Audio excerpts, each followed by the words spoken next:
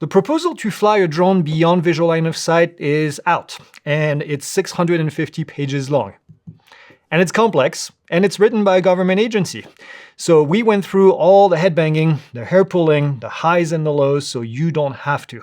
And we compiled this deep dive into what it likely will look like to fly a drone beyond visual line of sight in the United States around 2027, probably. Let's get to it. So all the information I'm about to explain is available in this 647-page Notice of Proposed Rulemaking, NPRM for short, and that thing is published in the Federal Register. Now, it contains a lengthy explanation of what is being proposed and also why, and that is called a preamble. Now, towards the end of the document, you can actually find the proposed regulation, and it would look like more something like ecfr.gov, something that you might be more familiar with. Now, please keep in mind here, this is important, that this is proposed regulation. Now, the reason for this notice of proposed rulemaking is to allow the general public and industry partners to leave their comments and let the FAA know what they probably should be changing in this. And you might be saying, what's the point? The government never listens. We actually have seen the FAA make a lot of changes to previous NPRMs, including Part 107 and then also Remote ID. And yes, the results are not always everything that people ask for, but some significant changes, like not including network Remote ID, for example, was in the NPRM for Remote ID, and that was actually a big win for all users all over the United States. Now, to be clear here, this is a video that is only designed to educate you on the proposed Part 108. I'm restraining from infusing my personal opinion right now. Now, we are going to have a full dedicated video on what we think is good, bad, ugly about this proposal, and then also how to submit your comments, which are due by October 6th of 2025. Now, I want to make a couple things very clear here. Number one, there's absolutely no relationship between the proposed Part 108 and Part 107 that you might be familiar with. Now you're going to say, how is that even possible? Well, the short answer is that Part 107 is not required to operate a drone that is going to be flown beyond visual line of sight under Part 108. So which certificate do you actually need to fly under Part 108? Well, that's kind of a good question. And the answer is none. And yes, we're going to talk about this in the video, but this really takes me to my second point. I want you to think about all the different ways that we can currently operate a UAS in the United States at the moment. You can obviously fly under Part 107 and then under the recreational rules, 49 USC 44809. Those are the most common ones, but if you're in public safety, you can also operate under Part 91 using what we call a COW, Certificate of Waiver or Certificate of Authorization. And you can also operate with more complex operation like drone delivery under Part 135. This is all at the moment right now. And if you fly large drones over 55 pounds, like in some agricultural settings, for example, you can fly under 49 USC 44807. And now there's a new way. And that's Part 108. Part 108 is going to be for flying a drone, any UAS, beyond visual line of sight.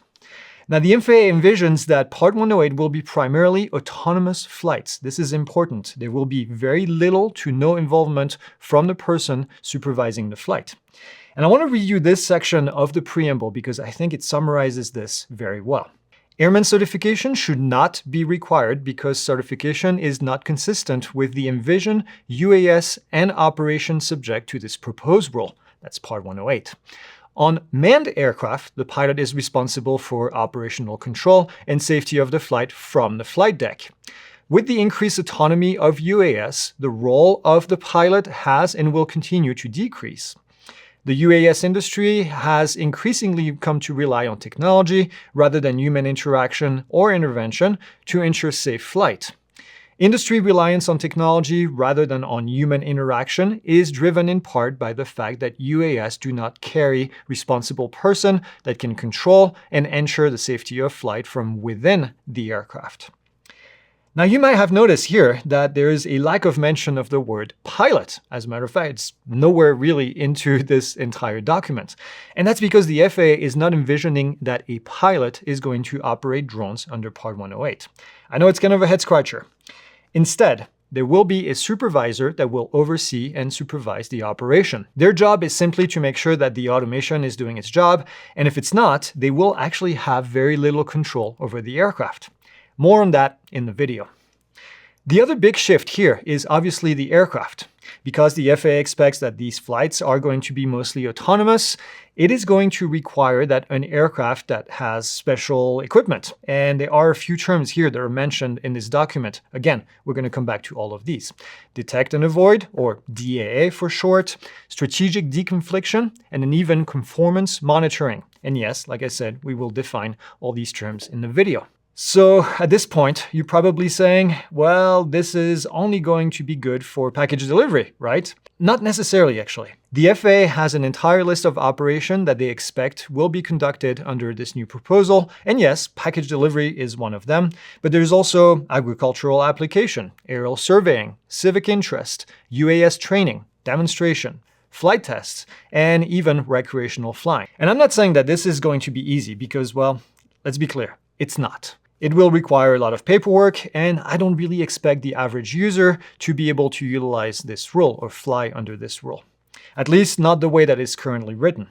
And yes, there are still weight limits, and they depend actually on the type of operation that you plan on doing, but drones could actually be as big as 1,320 pounds, 1,320 pounds. And to be clear, for the rest of the video, I'm going to be saying BVLOS for Beyond Visual Line of Sight and NPRM for Notice of Proposed Rulemaking. Before we get into the details of Part 108, the FAA is proposing some changes to a few different parts of the Code of Federal Regulation. That's existing regulation. And let me tell you, not all of them are really all that interesting. Notable change here is in 14 CFR Part 48, which has to do with registration and markings for your drone. Remember how right now, under Part 107, you cannot reuse a remote ID module on multiple drones. You have to have one registered technically for each of them. Well, in this NPRM, the FAA is proposing that now they can allow you to use the same remote ID module on any of your drones, just like it is for recreational users. It sounds like a small win, but, hey, we'll take a win. There's also a few proposed changes to Part 107 itself. And the main one is that you will no longer be able to fly BVLOS at all under Part 107. And you might say, well, I could never really do that anyway. That's partly true, because you could actually request to fly BVLOS using a waiver.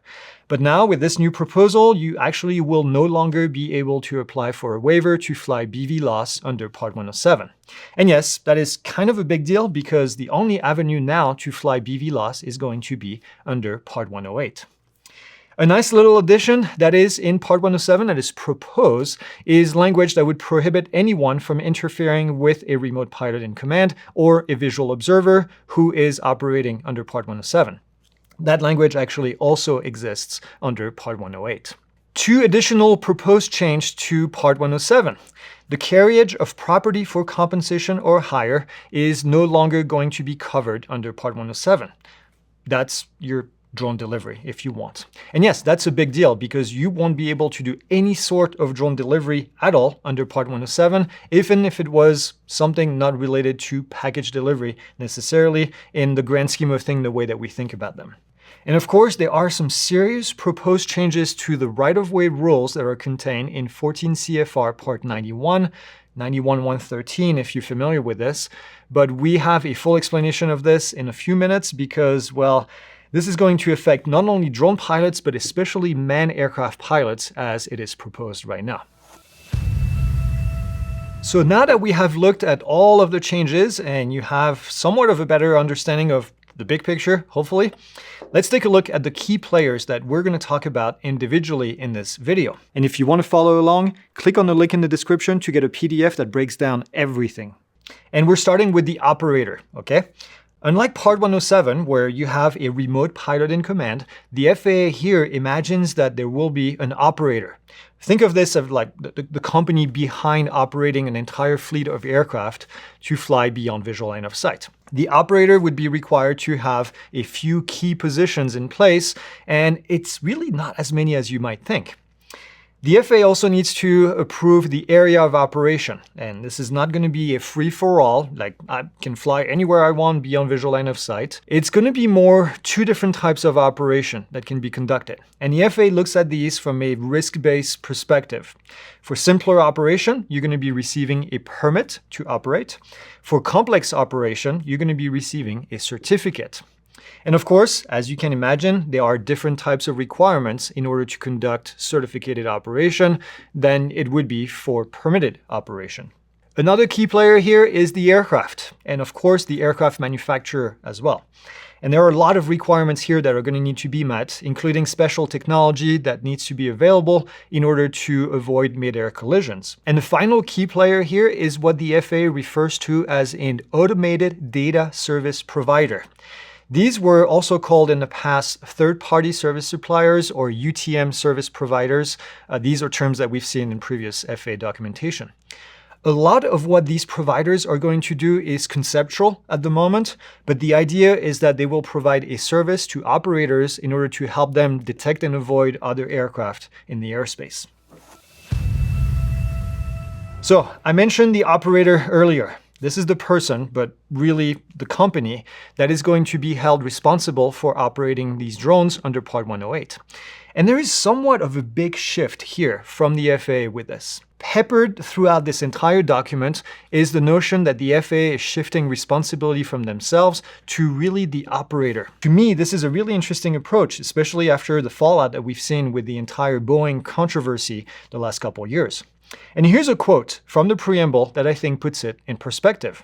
Given the shift from human-controlled unmanned aircraft to systems-controlled unmanned aircraft intended to be operated under this rulemaking, FAA proposes to shift certain operating responsibilities from individuals to organizations.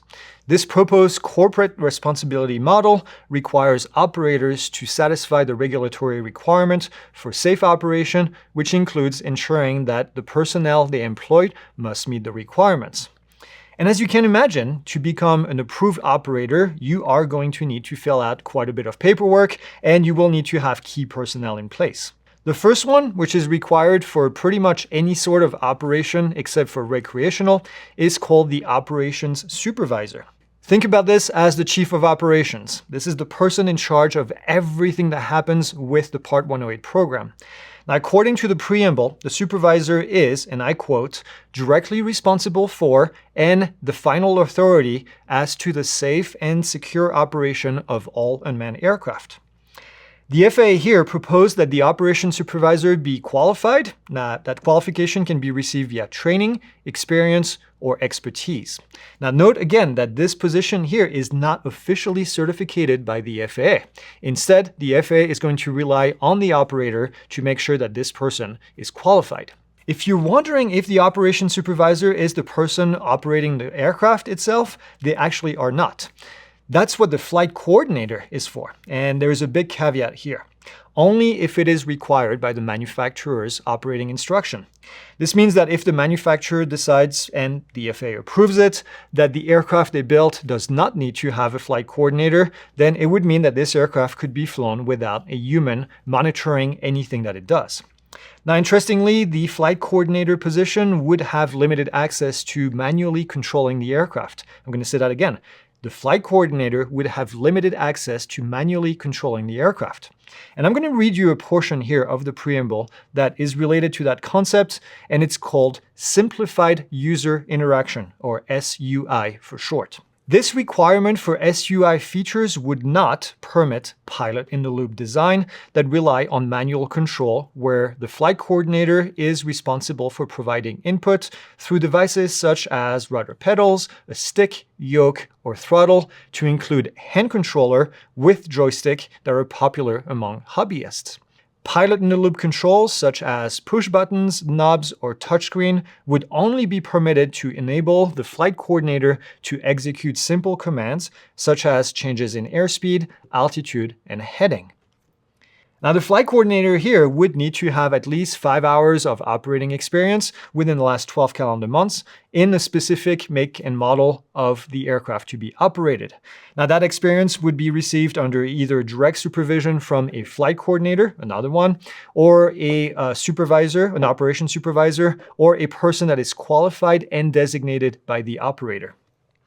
There would actually be no specific FAA medical certificate required for any of these positions, in case you were wondering.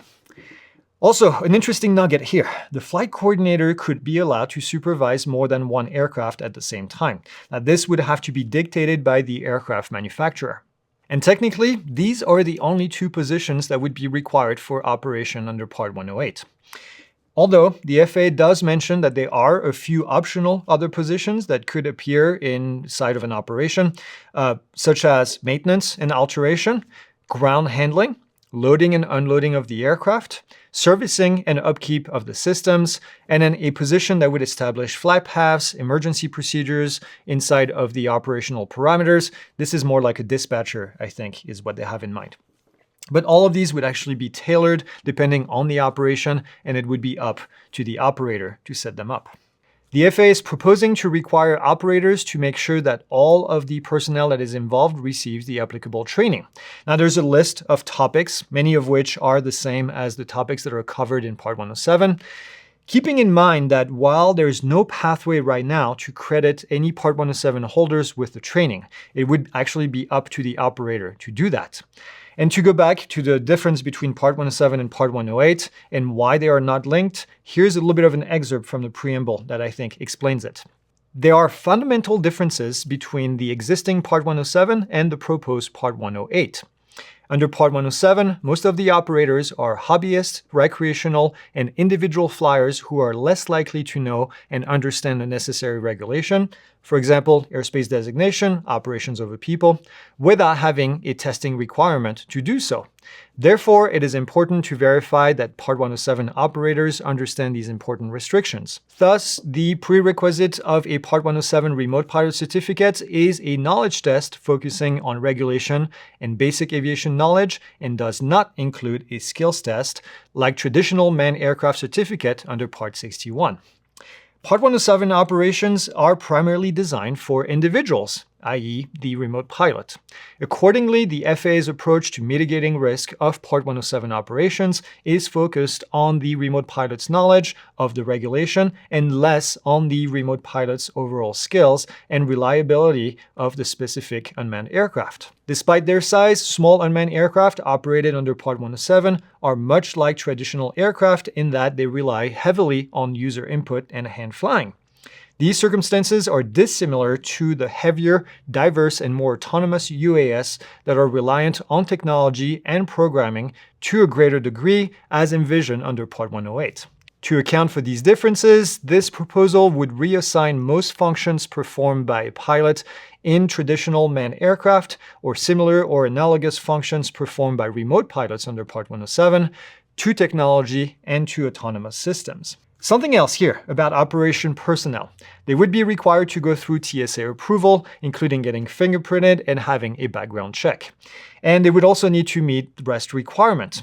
That includes a few things: a maximum of 14-hour duty day, 50-hour duty week, 10-hour continuous rest within a 24-hour period prior to reporting for duty, and then a 1 day off per week. Next up, I want to talk about an important operational concept to operate in a national airspace. And that really, right now, has nothing to do with Part 108 just yet. Let me just explain this. That's the concept of right-of-way. Let me give you a picture of how right-of-way rules are structured right now, at the moment, as we're recording this pre-Part 108. Drones have the lowest level of priority in the airspace, meaning that they have to give way to all other aircraft that are flying in the national airspace system. There are currently two different methods to identify aircraft in the airspace. Manned aircraft use ADS-B, all right? Drones are going to use remote ID. ADS-B out is going to send the location and the altitude of the aircraft to ground bases, and these ground bases are going to share the information with air traffic controllers, with all other users in the airspace.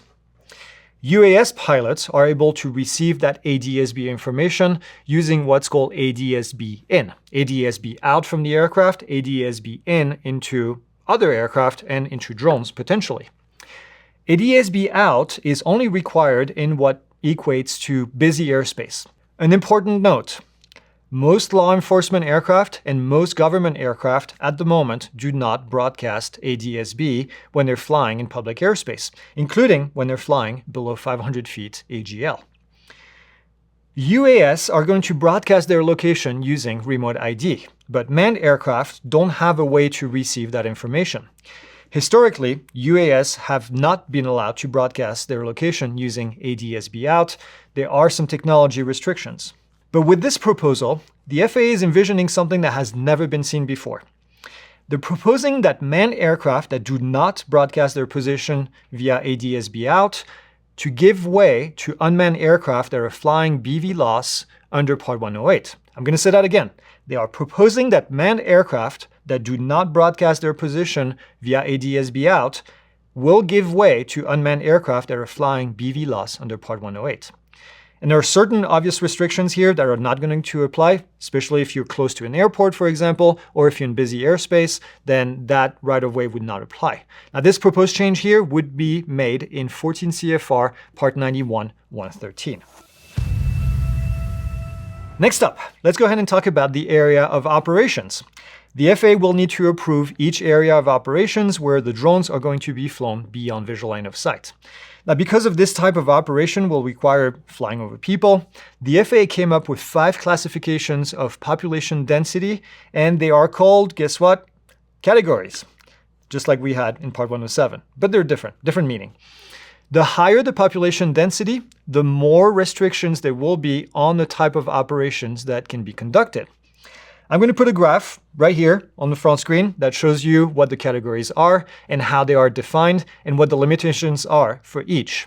I'm not going to go through the details of each. I recommend that you pause right now and that you get familiar with all of them. In this section, we also see the creation of shielded operations. Don't get too excited. It's actually fairly limited at the moment. It's basically an area where no manned aircraft are expected, but it is defined.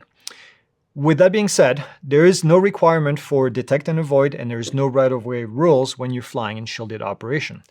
It is defined as within 50 feet of power lines or substations, railroad tracks, bridges, and pipelines. And that's it at the moment. A big caveat here is that you will need to obtain permission from the infrastructure owner first before you fly. Now, you might be wondering about operations over moving vehicles.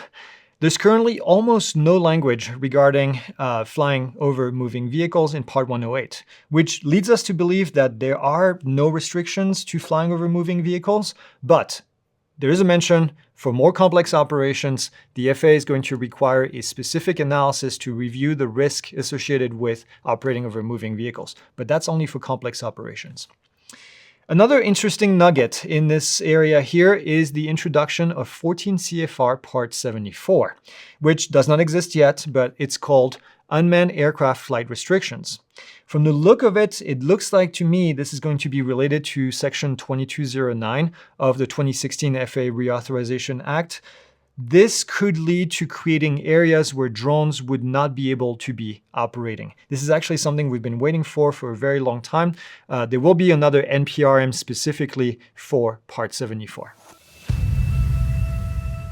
Next on the docket, let's talk about the types of operations that can be conducted under Part 108.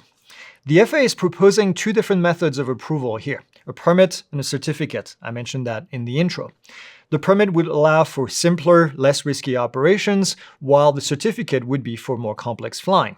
For permitted operations, you will need to apply and receive a permit.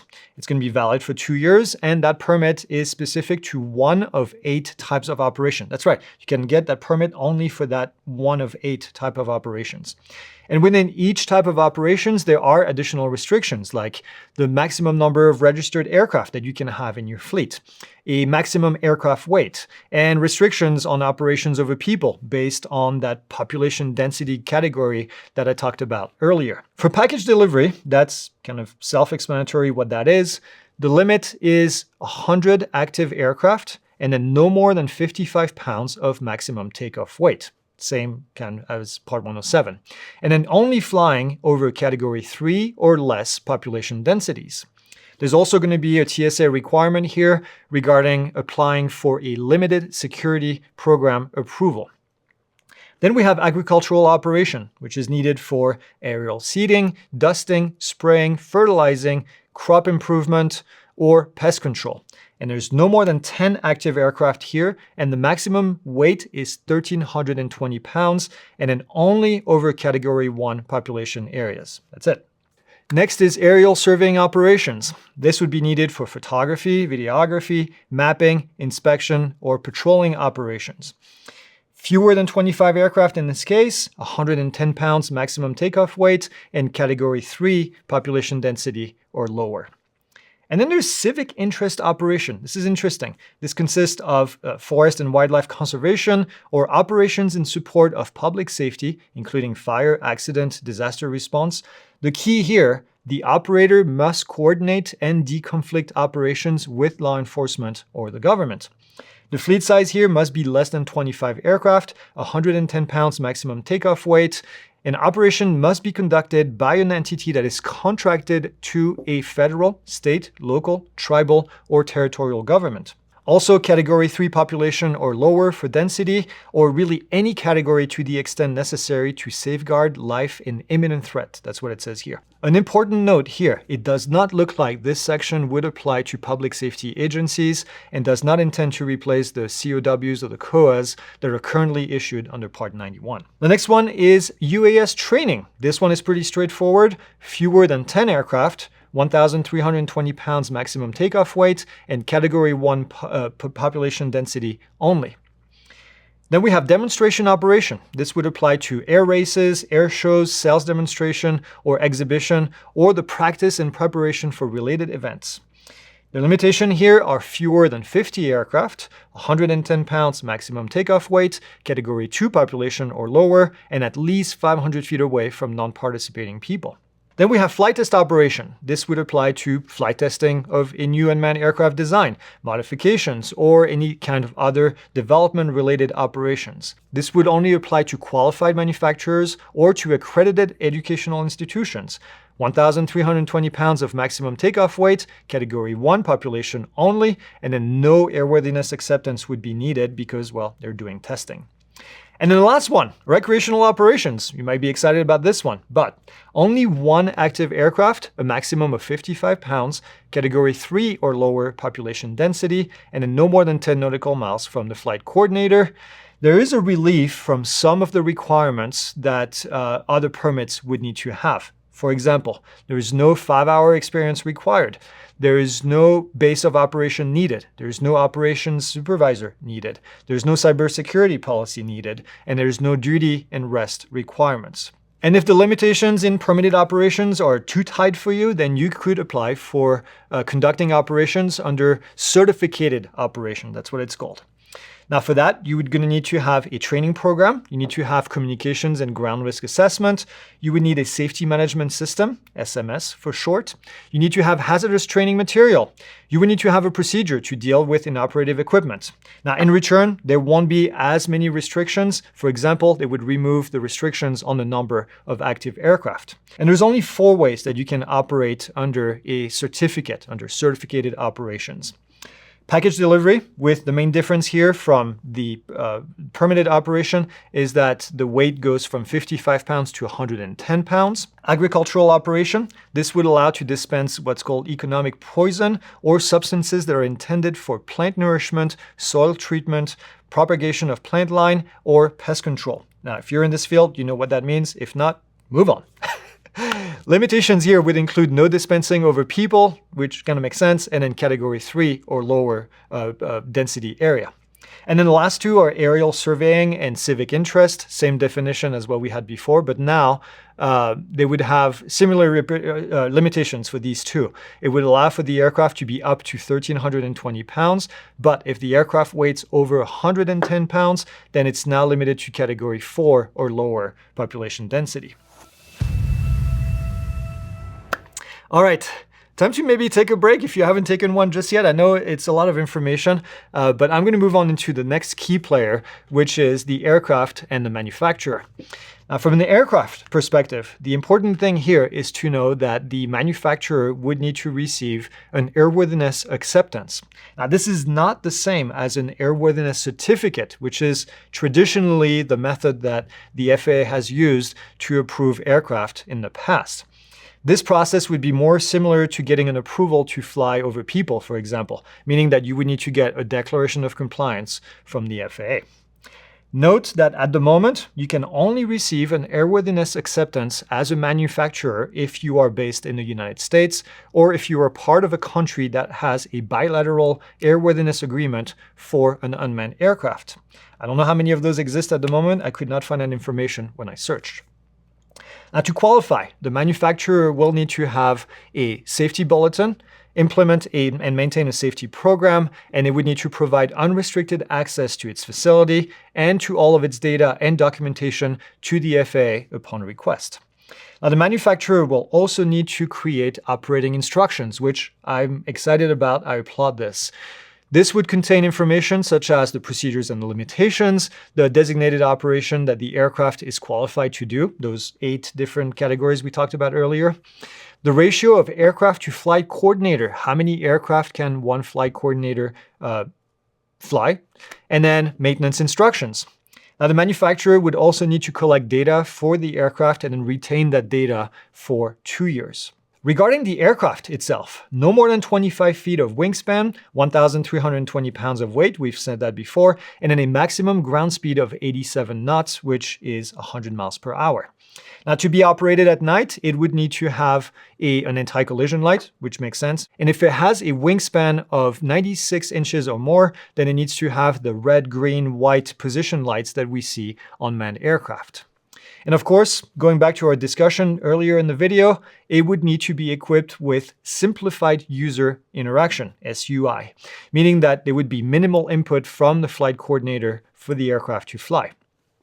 There are some additional requirements in here in the design itself, such as having redundancy for the power generation, power storage, and distribution system. They would also need to have redundancies for the propulsion system.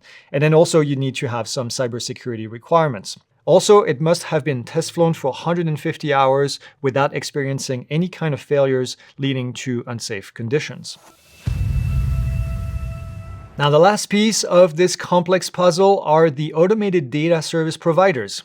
As I said earlier in the video, this is very much conceptual at the moment. Now, let me read you a portion of the preamble that captures the essence of what I think ADSPs, not ADSB, are going to do. And I know it might be tempting this late in the video, but please don't take a shot every time I say strategic deconfliction.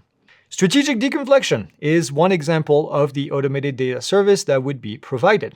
Strategic deconfliction would significantly scale UAS BVLOS operations under proposed Part 108. Using strategic deconfliction, a UAS operator can strategically deconflict flight paths, thereby operating safely in the NAS, National Airspace System. Automated data services may fulfill a variety of purposes, including mitigating risk, depending on their exact functionality. For example, automated data services that provide strategic coordination for UAS operation reduce the risk of mid-air collision between unmanned aircraft, thereby reducing the risk of harm to people and property due to falling debris from that mid-air collision. Other kind of automated data service may support operators detect and avoid responsibilities, including by providing surveillance information and avoidance maneuvering instructions that could be more comprehensive or accurate than those the operator may provide using their own systems. Automated data services may also help operators avoid control flight into terrain or loss of control by providing operators with specialized data before and during flight operations to manage a variety of risk factors. And there you have it, folks. You've made it all the way to the end. Yes, I know, this is a lot of information, and I know it's going to take time to absorb. It's taking us a lot of time to absorb this and going through all this, taking notes, discussing this in the office. But remember, this is only proposed regulation. Now you have a chance to submit comments and to provide your feedback. And as I said before, we're going to be pushing a video to help you formulate these comments, what you should be commenting on, what the FAA is asking you to comment on as well. So please subscribe if you want to get notified when that video comes out. And as always, thanks for watching, fly safe, and of course, within visual line of sight for now.